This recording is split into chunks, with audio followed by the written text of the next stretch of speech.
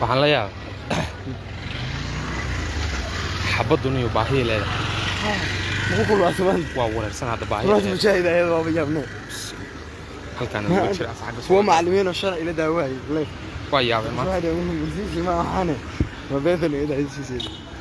waayahay saaxiibayaal soo dhawaada live-ka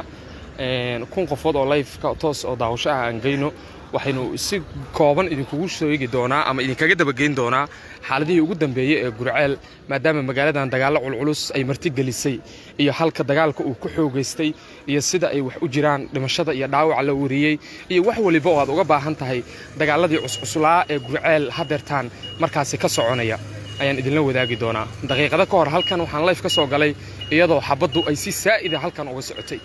laakiin hadeertaan live keenan ayaad haddana xogo badan oo ka duwan kuwii hore aad ku daawan doontaa marka live-ka hal mar aynu wada share gareyno si saaxiibo fara badan oo live-ka u gaaro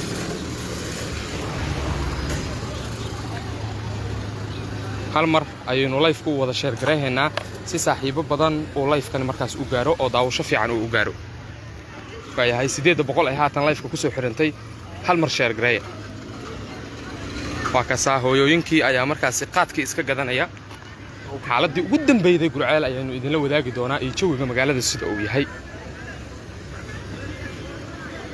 iskar dawladda qaana waayahay soo dhawaada ciidamada dawladda ayaa si toos ah ula wareegay magaaladan waxa ayna amnigeeda magaaladan ay sugayaan ciidanka dawladda waayahay goobaha ciidamada dawladda iyo ahlu sunna ay ku kala sugan yihiin ayaan sidoo kale live-kan idinkula wadaagi doonaa xaaladdu waa halis xilli waliba Gurceel dagaalku waa cuslaan karaa dhanka jaamacadaha waxaa laga maqlayaa daryanka hubka waaweyn ee labada dhinac ay isku adeegsanayaan xaaladda ayaana ah mid aad u cakiran dhimasho iyo dhaawac fara badan ayaa Gurceel laga diiwaan geliyay maanta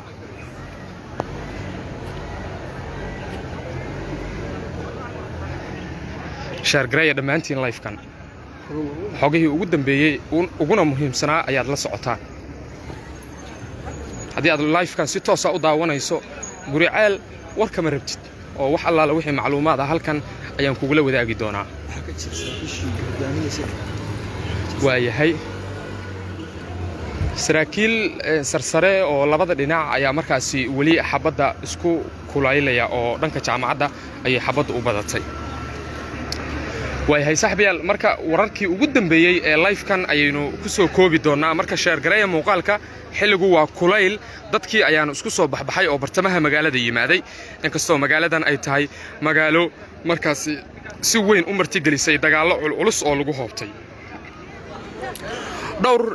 asbuuc ayaynu idinla wadaagaynay in magaaladan ay suuragal tahay inuu dagaal ka qarxo waxay salagleedaba saakay ayuu dagaallo culculus ay magaaladan ay marti gelisay marka la eego ciidamada ahlu sunna ayaa saakay markaasi qabtu ku dhacday waxaana markaasi ciidanku dawladda ka tirsan oo markaasi federaalka ka tirsan iyo kuwa galmudug oo isku dhinac ah ay isku fidiyeen dhammaan meelaha ugu muhiimsan ee magaalada Gurceel ciidanka dawladda ayaa magaalada ka soo galay dhowr jiho sida dhanka koonfureed waqooyiga iyo dhanka wadada aada magaalada Dhuusamareeb ee caasimadda galmudug ciidanka dawladda ayaana markaasi waxa ay markaasi adeegsadeen hub asri ah iyadoo taasi ay keentay in ahlu sunna ay goobo badan oo ay ku sugnayd ay dib uga gurato sida aynu haatan wararka ku helayno isla markaana xogihii ugu dambeeyay ee Gurceel ay sheegayaan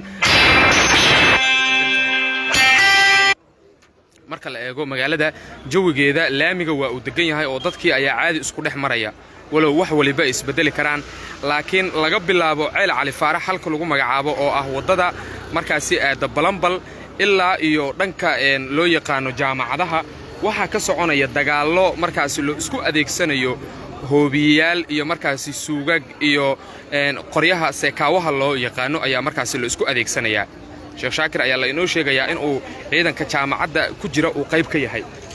marka ahlu sunna waxay markaasi joogaan aaga jaamacadda halkaas ayayna ku dagaalamayaan waana halkaasina waxaa laga maqlayaa madfac iyo markaasi hub waaweyn oo loo adeegsanayo ciidanka halkaas ku jira iyaguna kulley ahlu sunna waa iscaabinayaan oo halkaas ayay ku dagaalamayaan ma jiraan wax markaasi baabuur gaadiid dagaal ah oo labada dhinac ay kala qabsadeen sida aynu ilaa iyo haatan xogta ku hayno laakiin waxaa jira qoryo fudud oo labada dhinac ay kala qabsadeen faktan koowaad ama qaybtan koowaad ee dagaalkan haatan ka qarxay saakay aroortii magaalada Gurceel ilaa iyo haatan oo saacadu ay ku beegan tahay markaasi 8 iyo bar ama 8 saac iyo 30 daqiiqo waxa is hor fadhiya ama dagaalka wali uu ka socdaa magaalada Gurceel waxaana qaybtan koowaad dagaalka guulo wax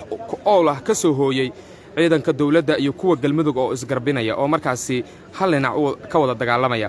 ciidan ka tirsan qaybta 27aad gaar ahaan guutada 5aad ayaa la inoo sheegay in ay ka yimaadeen magaalada Matabaan si ay u xoojiyaan dagaalka ka soconaya magaalada Gurceel ee gobolka Galgaduud ahlu sunna waxa ay ciidankeeda badankood ay geysay jaamacadaha halkaas ayayna xabado waaweyn markaasi ka ridaysaa oo ay markaasi ka dagaalamaysaa halka ciidanka dawladana ay hareeraha ku mashquulsan yihiin sidii ay hareeraha uga mari lahaayeen ciidanka jaamacadda markaasi ku jira waxaa jira qasaaro kala duwan oo labada dhinac soo gaaray inta la xaqiijiyay ilaa iyo ciidan ku dhow markaasi 30 askari ayaa labada dhinac ka kala dhimatay ilaahay ha u naxariisto intii dhimatay dhaawacu waxaa la soo sheegayaa in markaasi isbitaalada lagu daadguraynayo waxaana dhaawaca lagu qiyaasayaa ilaa iyo inuu intaasi ka badan karo inkastoo la sheegayo in guryo badan oo magaalada ku yaalana ay markaasi gubteen walow markii dambe dadka deegaanka ay markaasi isku dayeen inay guryahaasi damiyaan oo ay markaasi ka qayb qaateen sidii guryahaasi loo damin lahaa oo dabka ka dhashay korontada magaalada ayaa gabi ahaanba la jaray internetka iyo markaasi iyo lambarka hurmuudka ayaa markaasi isna halkan ciriiri ku ah balse inagu waxaan isticmaalaynaa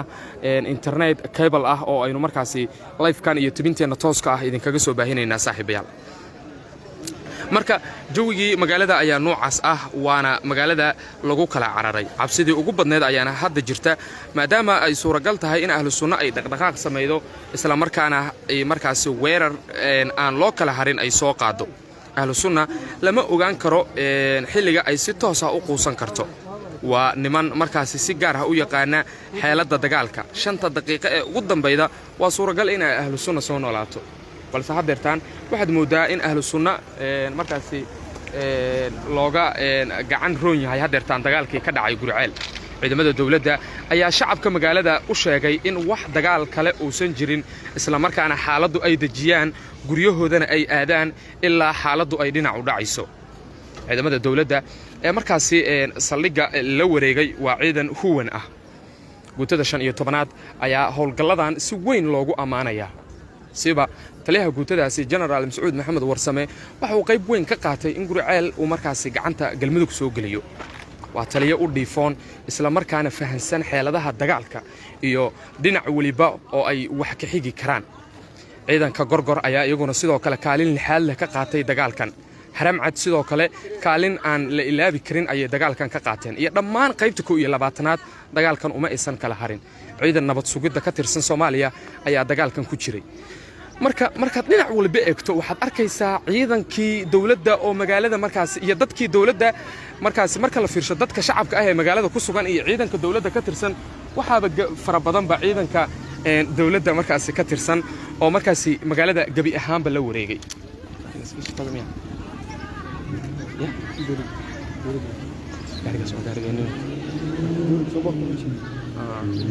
waayahay xogihii ugu dambeeyay ayaynu markaasi idinla socodsiin doonaa iyo xaaladdu sida ay tahay iyo sida ay wax isku bedeli karaan halkan waa bartamihii magaalada Gurceel waxa aynu ilaa aan gaari doonaa saldhiggii sida weyn loogu dagaalamay maanta oo markaasi qasaaro fara badan oo ka dhashay xaafadaha magaalada ayaynu sidoo kale haddii suuragal inoo noqoto inkastoo xilli qorraxdu ay si xun markaasi u jirto aynu soconno haddana waxaynu isku dayaynaa saaxiibada live-kan daawanaya inaynu xushmeyno oo markaasi meelaha ugu macquulsan aynu geyno si ay u kala arkaan magaalada iyo xaaladihii ugu dambeeyay ee magaalada Gurceel oo haawanaysay maalmihii la soo dhaafay ayaa saakay waxa ay martigelisay dagaallo culculus meelaha qaar waxaad arkaysaa in markaasi uu saameeyay daryanka rasaastii waaweyneed ee labada dhinac ay isku adeegsadeen waxaad moodaa in ilaahayba uu dhibkii fududeeyey dadku badanna waxay leeyihiin Gurceel laamiga dagaal saan u fudud inuu ka dhacaa lama moodeen bay leeyihiin inkastoo dagaalkii halkan ka dhacay oo markaasi ahaa mid khasaaro fara badan geystay isla markaana ciidamada dawladda ay kula wareegeen inta badan goobaha ugu muhiimsan magaalada Gurceel walow ahlu sunna ay iyaduna joogto dhanka jaamacadda oo ay halkaasi ka dagaalamayso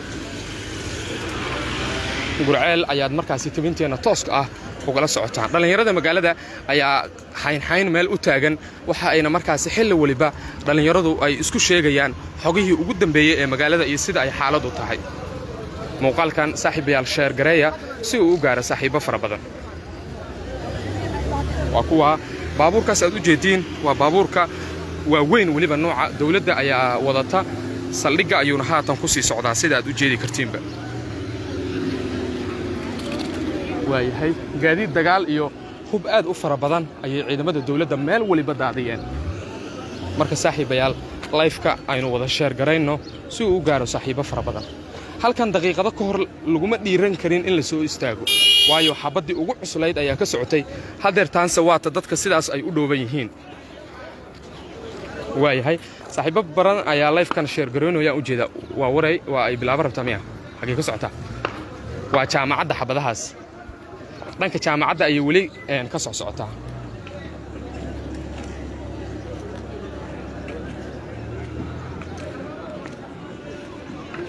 waayahay share gareeya live-ka hada aan bilaabay share gareeya live-ka si uu u gaaro markaasi saaxiibo fara badan oo markaasi uga qayb qaataa inay magaalada ka warqabaan page-kana like iyo follow dhahda si aad ula socotaan wararkii ugu dambeeyay ee magaalada waxaan la joogaa Maxamed iyo Cabdullaahi Bootaan oo kamid ah ragga magaalada u shidan tahay Cabdullaahi bal soo dhawow xaaladda magaalada hadeertaan tafaasiil inaga sii magaalada hadeertaan xaalkeedu waa degan yahay inkastoo weli dagaal ka socdo dhanka jaamacadda xaggeeda weli dagaal ka socda dadkiina hadda marka magaalada dhexdeeda soo wareegayaan xaalka hadda degan dagaalku waa socda si fiican waayahay meelaha aad inoo sheegi kartid oo ay dawladda la wareegtay waa meelahe dhammaanba hadda inta magaalada qaybaheeda kala duwan waa la wareegtay si fiican saldhigga hadda ayaa ku sugan saldhigga kala dawladda joogta dhammaanba qaybaha dawladda ayaa joogta waayahay ahlu sunna ma la dhihi karaa waxay ku aruurtay dhanka jaamacadda oo ay awoodooda isugu geeyday difaacyadii weli ay jirtay u badan tahay hadda inay joogaan waa halka dagaalku ka socdo halkaas u badan yahay weli dagaal ka socdo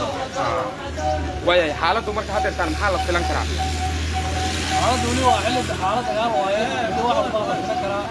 in dagaalku soo ragal celiyo waa la filan karaa inuu sidaan ku sii abjarno waa la filan karaa wax walba waayahay waa u mahadsan yahay ciidanka dawladda ayaa markaasi meel waliba magaalada jooga oo markaasi diyaar ku ah waxayna ciidanku dhammaan markaasi ay isku fidiyeen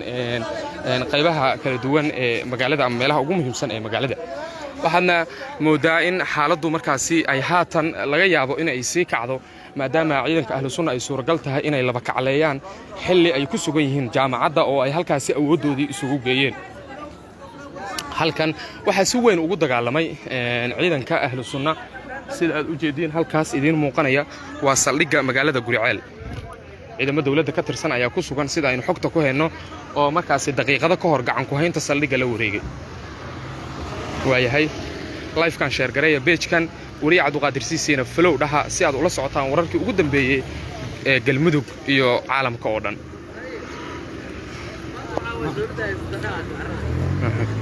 waayahay dadka dhan waxay leeyihiin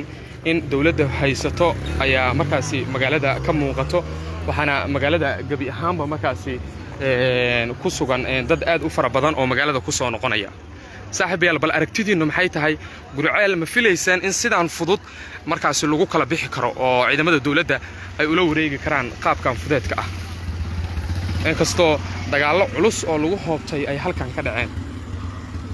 xaaladda ayaa ah meel aad u kacsan goobaha qaar ee ganacsi ayaa gubtay sida la inoo sheegay oo markaasi gubtay goobo badan oo gubtay fiilooyinkan waa korontadii sida u jeedin waa ay daateen dhulkay ku daateen maadaama waayahay waa ay xoogaysatay saldhigga dhankiisay hadda ka bilaabatay xaaladdu ma qorxoono saaxiibayaal mar kale ayay bilaabatay dagaal ayaa mar kale qarxay waayahay xaaladdu ma qurxoono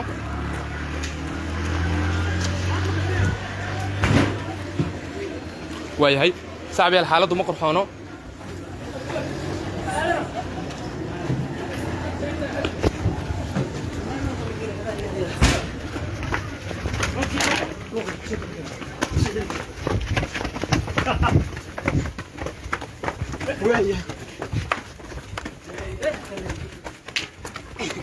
waayahay waa live toos ayaad ula socotaan kala cararkan meel korkanaga ayay xabaddu ka bilaabatay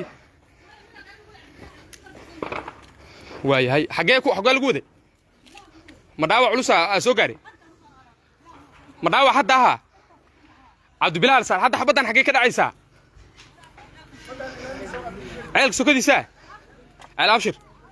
waayahay lama geli karo aagan xaaladdu waa kaa waa miif leedahay baasho waayahay waa miif leedahay saaxiibayaal waa halis laguma soco karo waa ay miif leedahay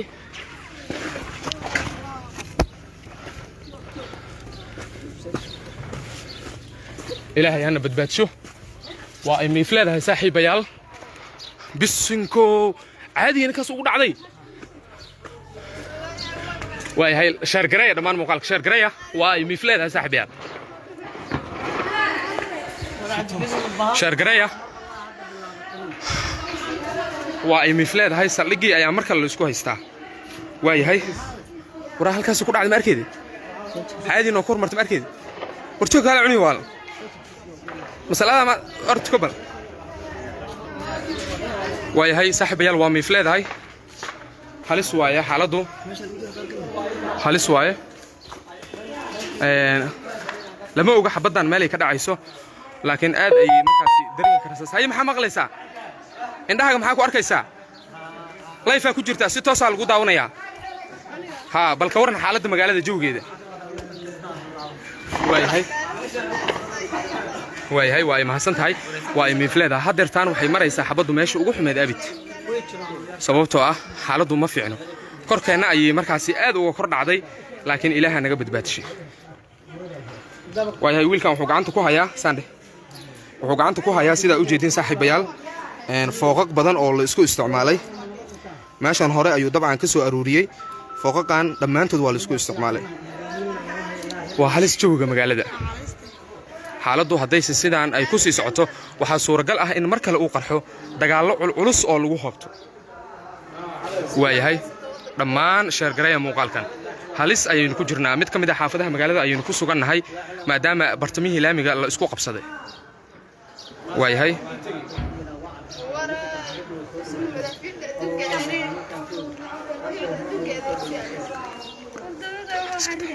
waayahay dadka qaar aa dhahoyo anigii layfka daawanayaan babaqay oo gambaday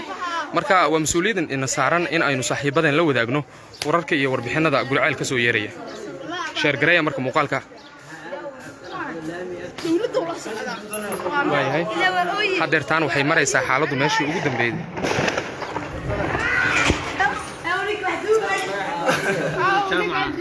waayahay layfka waxaa waaye waa ka sii baxaynaa si xogaha aynu markaasi idinkaga dabageyno oo qormooyin idinkugu baahino maadaama labada dhinac ay isku soo dhoweynayaan saldhiggana haatan ay ka socoto xabaddii ugu badneed abid marka sheergareeya muuqaalka saaxiibayaal